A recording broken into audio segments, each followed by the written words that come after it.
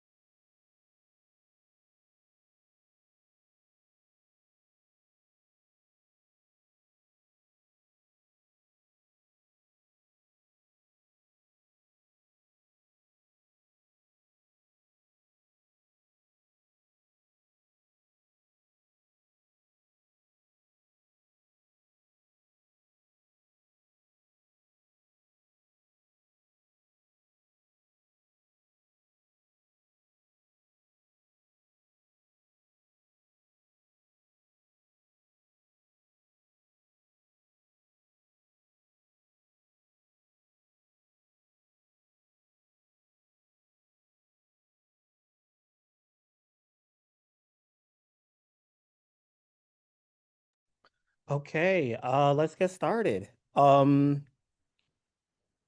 everyone. Today we're gonna do a way of leveraging Airia for AI orchestration. And this is for Bits and Bio, Philadelphia Show and Tell 2026. So I'm gonna let Olivia get started here and show us what we can do with orchestrating AIs for agents. Yeah, I'm gonna go ahead and share my screen. Let me know when you can see it. Ooh, wrong screen. Hmm.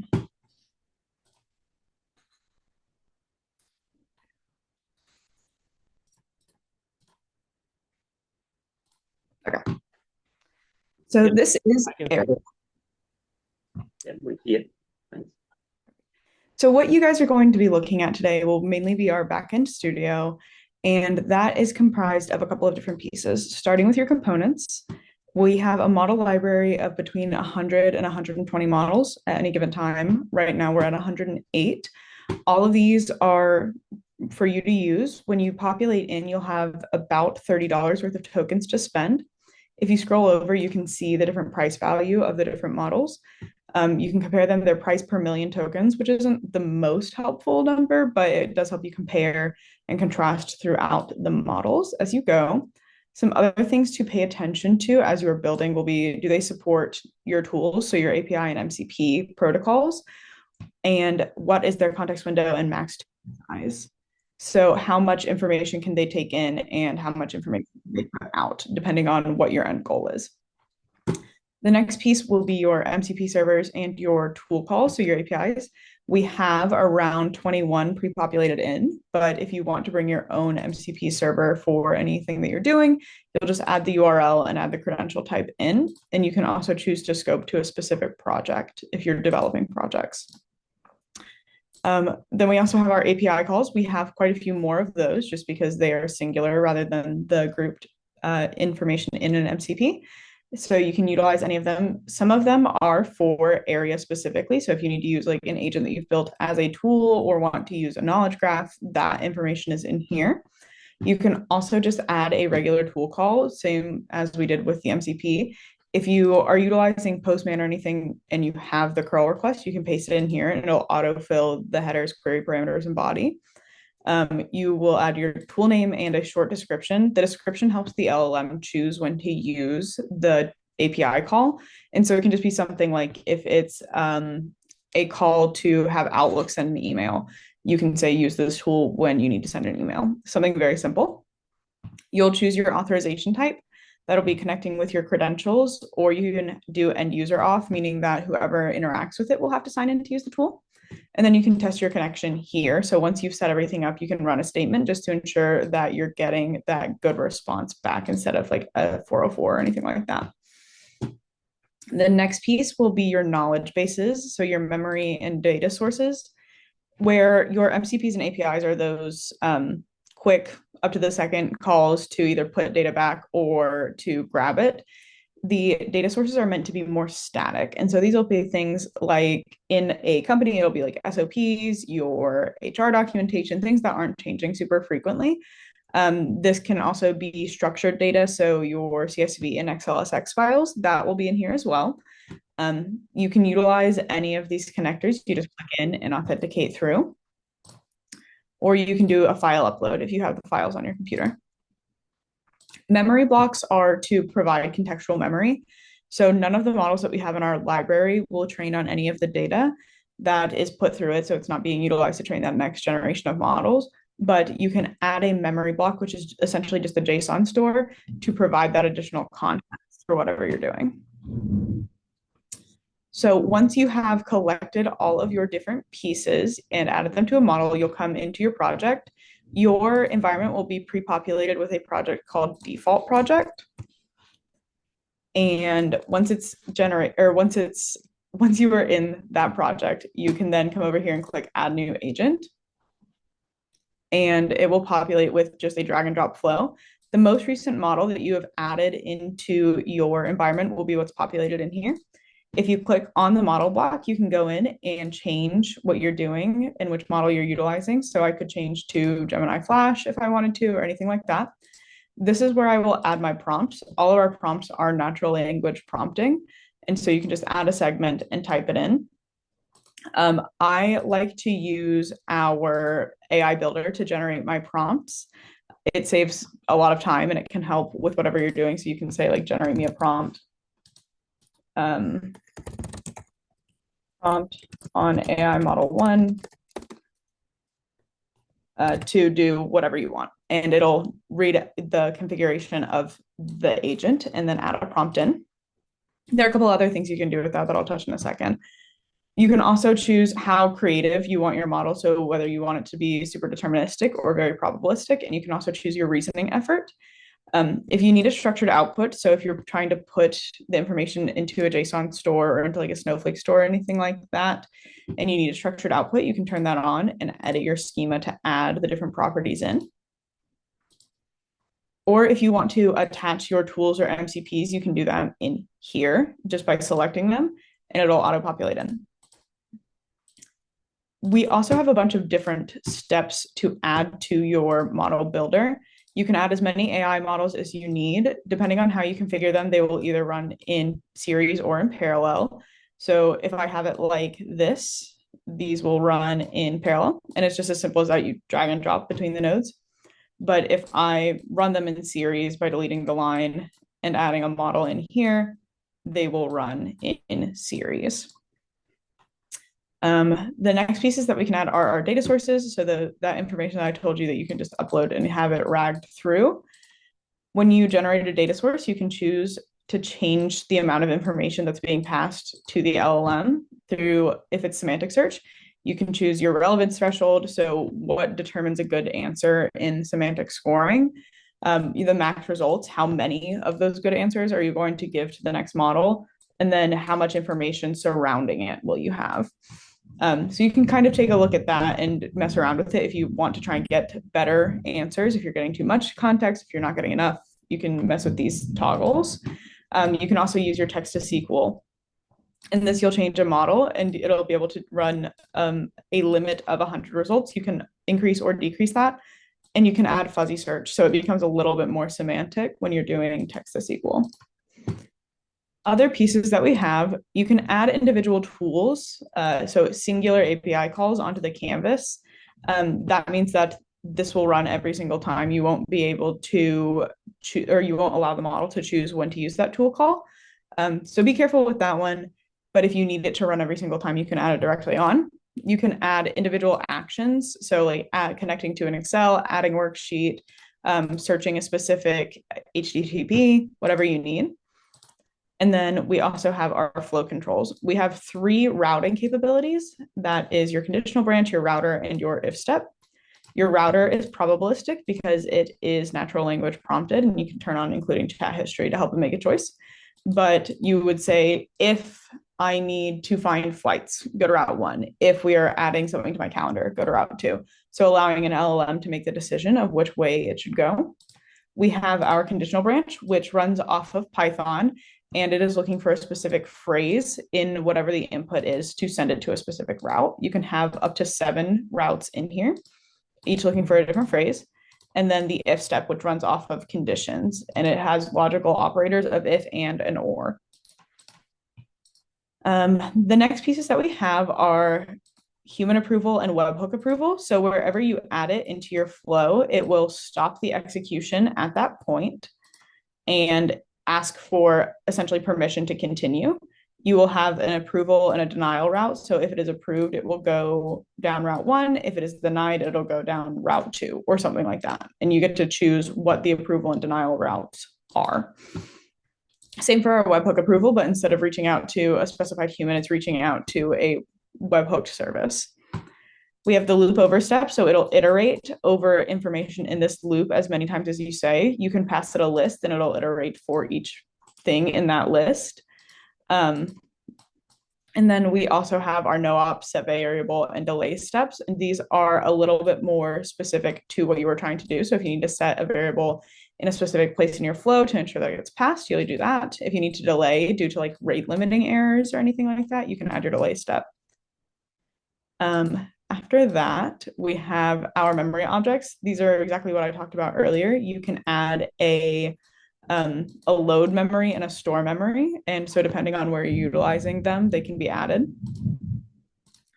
And we have our individual agents. So if you are building out and you want to split things into slightly more logical chunks, you can add an agent to run just like a model, and it'll just kick off that additional step instead of having to build it out in an entire flow. We also have code blocks. So if you are needing to extend the capabilities of an LLM to do like math or delay steps or anything like that, you can utilize the Python code to complete that action. Once you have built out your flow and you are ready to start testing, you will go ahead and publish your agent, which essentially just says that I'm ready for this to be utilized. When you go to deploy, we can talk about the Airia catalog, but you'll publish your agent and it'll change to, that's my fault.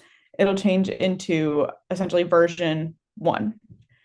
After that, you can come in here and test, and I can say whatever I need to. This is our testing playground, and it'll give you a super good overview of everything that's going on. If I have a tool attached, it'll tell me what the tool call looks like. If I'm receiving any response headers or anything like that, it'll show those pieces, and it'll tell you what your token cost is, what your run cost is in USD, as well as how long it takes. If something is going on or you want to see what information is being passed from your RAG data source or your tool call or anything like that, you can click on the view logs button and it'll populate this debug log, and you can expand out everything that's going on, or you can come in here and look at the actual JSON. When we get an error, I personally prefer to look at the JSON itself. That way I can see where in my flow it happened. As I am building out, I might want to test things against each other. So right now we have agent draft 1, and I'll create an agent draft 2 and an agent draft 3. In agent draft 2, I can come in here and I'll change out some models. So we'll do Claude 3 HiQ. I'll take this out. And then we'll do one more thing in here. We'll change this to, let's do both Flash.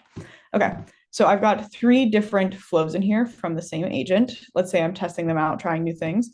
I can come in here and compare what their outputs will actually look like if I'm trying to figure out what model works best for me, what data source works best for me, whatever it may be.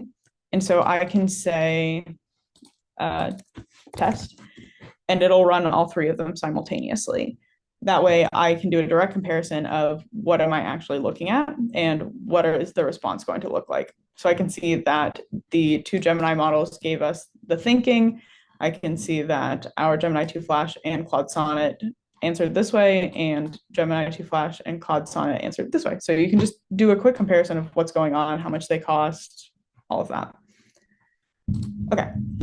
Next, when you are ready to move on and put your agent somewhere and share it with the world, you can click on this button up here. It says interfaces, and we'll talk through the different options. Default interface is an API. It's already populated for everything. You would just generate an API key to put it on, let's say, like a front end. Or we can do a couple of other options, which is our Airia catalog, and I'll show you that in a second. And it just looks a little bit like a GPT or a Claude front end where you can just type in and chat with your agent. We have a chat widget, which is embedded on an HTML site. SharePoint, if you want to put it in SharePoint, you can run an automation with a scheduler. Email inbox, when it hits a specific email, it'll trigger it. A webhook listener, if you're waiting for an event on a different site, it'll trigger it. Or you can embed it in Slack, Teams, or WhatsApp. As you build these out, you will be able to say, like, this is where it should go in your testing, even if you're not going to use it at this exact moment, because you are able to share it to our community, which is a collection of like 5,000 agents, and I'll show you how to get to it, that have been built by my team internally, by some of our customers, and by people from other hackathons. And so it can either give you a really good point for jumping off if you want to improve on an agent, or it can help others use it later and you get recognition for it.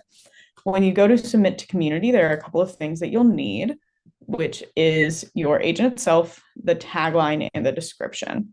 So when you are in here, you can see there's this general piece.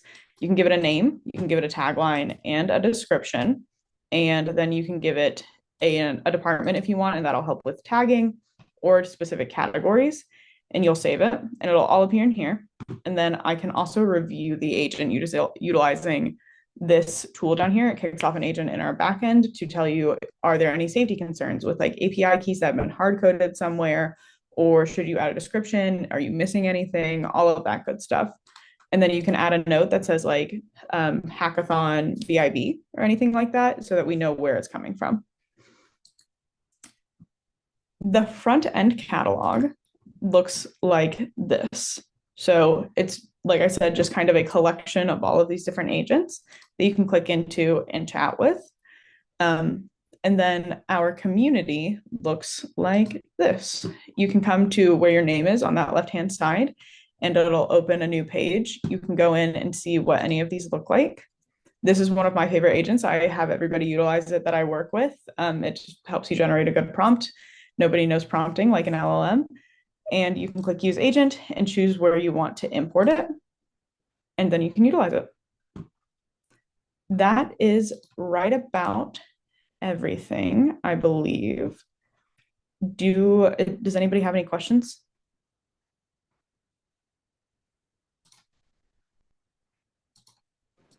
Yeah, sorry, I was trying to unmute. No. Very practical question, like, can we use this today for the hackathon, and like, Yes. how do we do that? That might be a good question for AJ. I believe that it should be set up already. Oh, I have a question. Can you hear me? Mhm. Yeah. So you showed briefly like an API connection. So basically, if I build an agent here, let's just assume I'm building a whole nother custom platform and a backend service or whatever. I can build my agent here, and then I guess how would I authenticate to use your agent to use your platform, the agent I built here on my own custom platform as an integration piece. So you'll come in here and you will click. I hope I'm sharing the right screen. Can you still see the interface? Yeah. Perfect. Okay. So you will come in here and hit this interfaces button and click view API info. It's already generated for you. You have like the curl and everything. All you'll need is the API key, which you can click this little guy right here, and it'll open a new screen where you can generate an API key to add into that curl request. Okay, well, all right. So it's just API key authentication. Mhm. But basically, I guess I'm looking at that. All right, so I see the information I would need to make that request. So, and the responses will be I guess JSON responses. Like, is the API response, is that documented? I guess developer docs would show what Yes. yeah. Okay. That is one more thing that I should call out to everybody who is listening is we have our developer documentation. You can reach it in here. And we've got a bunch from agent triggers to data sources to project creation, kind of whatever. Or you can reach it through our support portal, which will be down. You'll click back here and you can click support. You can see that it's right in here. We also have just general user documentation. So if you're going through anything and you have a question about it, we have all of our information about like deployments and everything like that. And then, go ahead. Yeah, I'm assuming the pricing is for the platform itself, and then for whatever your usage is for the LLMs.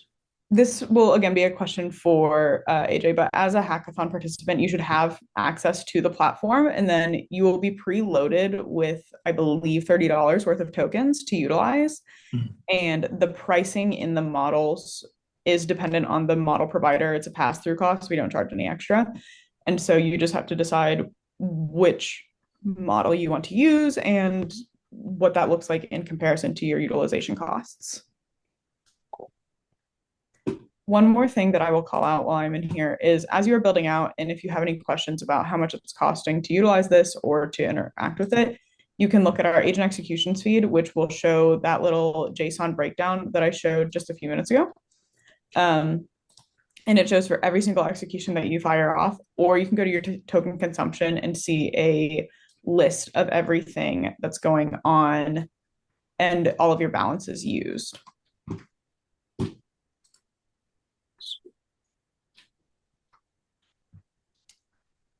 Yes. AJ called out in the chat.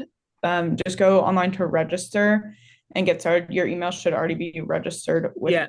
Yeah. So, sorry, I sorry for jumping in, but I just wanted to say that so I've already submitted your emails onto the to Airia, and they should be whitelisted, so you should be all able to like log on there and then get those credits. If you don't, let me know. We'll try getting them onboarded for you. Any other questions that I can answer?